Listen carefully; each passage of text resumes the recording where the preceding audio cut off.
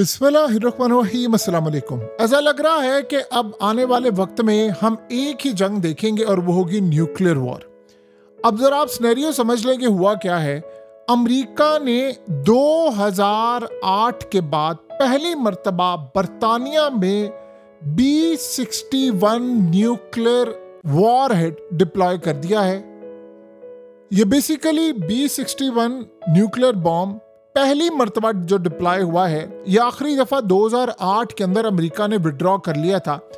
और ये basically F-35, F-15 और F-16 या टोर्नेडो इस तरह के जेट से ये डिप्लॉय किया जाता है और यहाँ से जाकर वो अटैक करेंगे। यानी जहाँ पर भी उन्होंने रशिया में अटैक करना होगा, ये यहाँ पर जाकर अटैक करेंगे।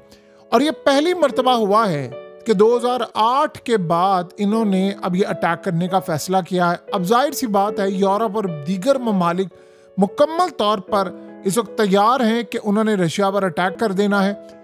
लेकिन आज आप एक ऐसी सूरत हाल समझेंगे जो शायद आज से पहले आपने नहीं समझी होगी। ये तो आगे चलकर बात करेंगे ना कि अब ये अटैक कहाँ करने जा रहे हैं, क्या नहीं होने जा रहा।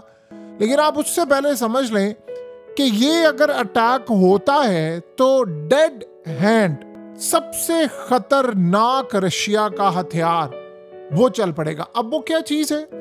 बेसिकली ये कोल्ड वॉर इरा के दौर के अंदर रशिया के पास एक स्ट्रेटजी थी जिसमें होता ये है, लेट्स से आज के दौर में ये अगर प्लान करें ना, जैसे ईरान के अंदर ये प्लान करें कि मायतुल्लाह को मार देंगे और रजीम चेंज कर लेंगे। रशिया का मामला है बड़ा डिफरेंट। रशिया असल में automatic nuclear weapon control system उसने बनाया हुआ है। अगर किसी वजह से पुतिन को मार दिया जाता है या उनको नुकसान पहुंचाया जाता है या उनकी टॉप लीडरशिप को हिट किया जाता है या कुछ भी सूरत हाल होती है किसी भी वजह से, तो रशिया के अंदर जो अटैक होगा, न्यूक्लियर अटैक, उसके फौरी बाद पुतिन का ऑर्डर हो या ना ऑर्डर हो, ऑटोमेटिकली अटैक हो जाएगा अमेरिका पर भी, अमेरिका से लेकर यूरोप के कई शहरों पर, कई ममालिक पर, और सफाई से सारे मिटा दिए जाएंगे। ये क्या सूरत हाल है? इसको आप ये समझ लें कि अगर दुनिया में ये डिज़ाइन हो गया ना कि हमने रशिया के ऊपर एटमी हमला करना है तो हमने पुतिन को भी मारना है, फलाने को भी करना है, तो ऐसा होगा नहीं। अगर रशिया के ऊपर कोई भी अटैक होता है, न्यूक्लियर अटैक होता है, न्यूक्लियर हमला होता है, तो बेसिकली जो उसकी सेस्मिक शॉक वेव्स हैं, रेडिएशन है, कम्युनिकेशन ब्लैकआउट है या कोई भी चीज़ है, आप समझे उनके वहां पर सेंसर लगे हुए हैं, वो फौरी तौर पर इसको करेंगे डिटेक्ट। और उसके बाद नोटिफिकेशन जाएगा पुतिन को और जो टॉप लीडरशिप है।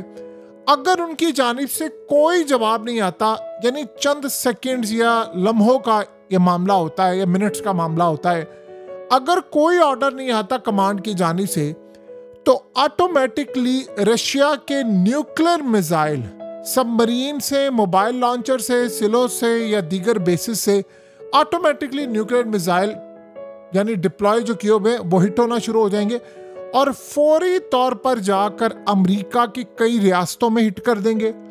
इसके अलावा ये जाकर यूरोप के कई ममालिक को हिट कर देंगे। इस वक्त पुतिन ने पिछले 3 साल में काफ़ी जगह निशानदेही की है, यानी अमेरिका के अंदर हम कहाँ हिट कर सकते हैं, कहाँ हम फलानी जगह हिट कर सकते हैं, फ्रांस को कैसे हिट करना है, जर्मनी को कैसे करना है, पोलैंड को कैसे करना है। यानी पूरी तरह ये दुनिया का सबसे खतरनाक तरीन हथियार है कि अगर आपने अटैक किया तो उसके बाद आपके ऊपर अटैक हो जाएगा। यानी उसके बाद पुतिन जिंदा रहे ना रहे, कमांड से रिस्पॉन्ड आए ना आए, या किसी वजह से भी जरा सा भी इसमें कम्युनिकेशन डिले भी हुआ, यानी उनको नोटिफिकेशन जाएगा। अगर वो वहां पर जाकर कहते हैं कि जी भाई अटैक नहीं करना या कोई सूरत हाल, वो अलग बात है।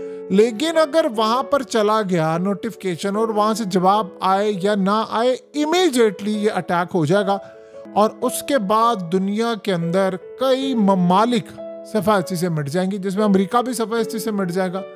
देखिए, अगर रशिया सफाई से मिट जाएगा तो उसके बाद ये भी हो जाएगा। ये तो नहीं होगा कि आप क्योंकि आपने अगर न्यूक्लियर मारना है तो उसके बाद फिर आप पर भी अटैक होना है, तो सेकेंड स्ट्राइक के अंदर ये सब कुछ हो जाएगा। इसको कहा जाता है डूम्सडे मशीन। और इसके अंदर जो ह्यूमन डिसीजन मेकिंग पावर है उसको रिमूव कर दिया गया है। यानी असल में कि इंसान वो हाथ लगाएगा, वो प्राइम मिनिस्टर हो या प्रेसिडेंट हो, वो जी हाथ लगाएंगे और फलाना होगा, ये सारी सूरत हाल उन्होंने ख़त्म कर दिया। रशिया ने कभी भी इस बारे में बात नहीं की कि हमने एक्टिव किया हुआ है या नहीं किया हुआ, लेकिन अमेरिका ने हमेशा इसको कहा है कि ये बड़ा खतरनाक है। एक दफ़ा आप याद रखिएगा, ये दुनिया का सबसे खतरनाक तरीन हथियार है। एक दफ़ा ये एक्टिवेट हो गया, फिर उसके बाद आप ज़हन में रखें, फिर किसी इंसान की ज़रूरत नहीं है। फिर 1000 दफ़ा रशिया खुद भी कोशिश करता रहे, ये असल में डीएक्टिवेट नहीं हो सकता। ये दुनिया का सबसे मोस्ट डेंजरस सिस्टम है न्यूक्लियर का जो आज तक क्रिएट किया गया है। और आप इमेजिन करें, इस पर ज़्यादा बात नहीं होती। अब सवाल यहाँ पर यह होता है कि होने क्या जा रहा है।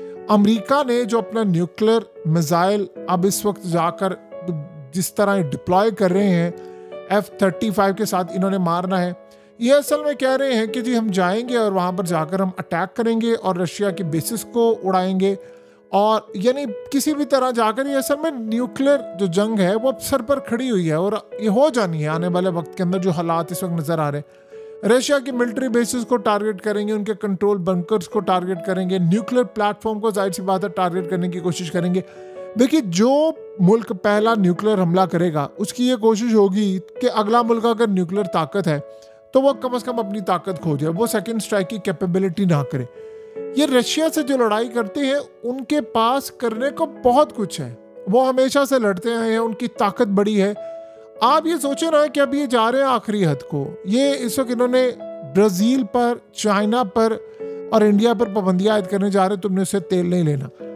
आप एक बात ज़हन में रख लें, ये अगर आप लड़ाई के लिए जा रहे हैं तो ये गलत फहमी में मत रहिएगा कि बचेगा कोई। बचेगा फिर कोई नहीं है, फिर कोई मुल्क नहीं बचेगा, क्योंकि अब तो दुनिया ग्लोबल विलेज बन चुकी हुई है कि आप अगर एक मुल्क में जंग होती है तो तेल के असरात की वजह से पूरी दुनिया से मुतासिर होती है। दुनिया मुतासिर होती है तो आपकी इकॉनमी तबाह होती है। अब ये लिंडसे ग्राहम और ये सारे सेनेटर बकवास जो कर रहे हैं कि जी हम ऐसा कर देंगे, हम दुनिया को तबाह कर देंगे, रशिया को ऐसा कर देंगे, ये कर देंगे, वो कर देंगे। औकात इस वक्त ये है कि अमेरिका में 50% चीज़ें वॉलमार्ट ने महंगी कर दी हैं, और वो महंगी कर दी है कि जी पीछे से सप्लाई का मसला आया नहीं, मसला आया टैरिफ का कि जी टैरिफ लगा दिया है तो और वो मामला ख़राब है, सप्लाई प्रॉपर नहीं आ पाई। सो लिहाजा अब ये जो लड़ाई करने के लिए जा रहे हैं कि हम न्यूक्लियर हमला करेंगे और फलाना करेंगे।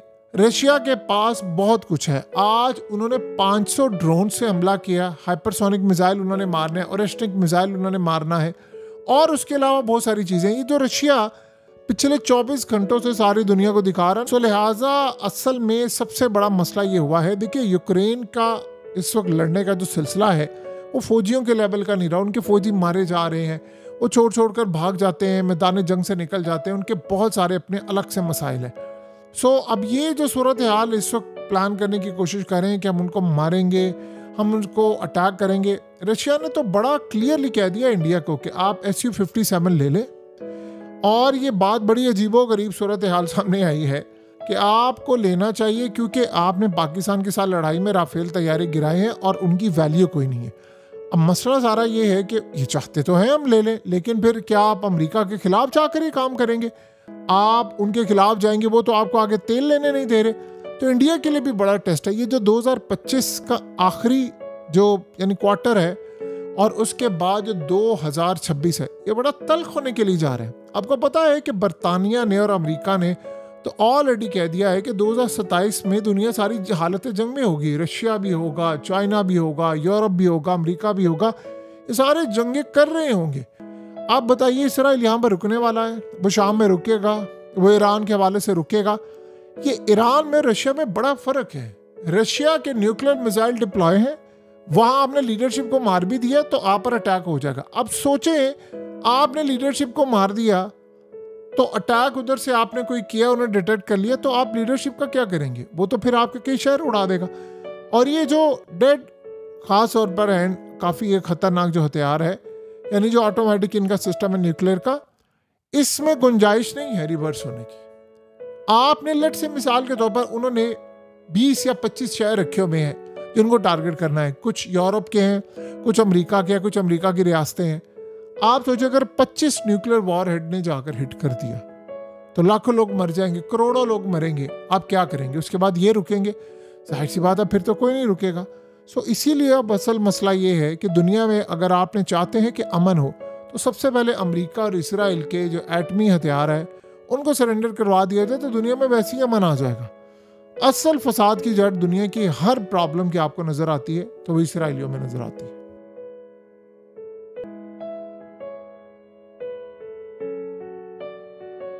हकीकत टीवी को सब्सक्राइब करना मत भूलें, वीडियो को लाइक करें, शेयर करें और कमेंट सेक्शन में अपनी राय का इजहार जरूर करें।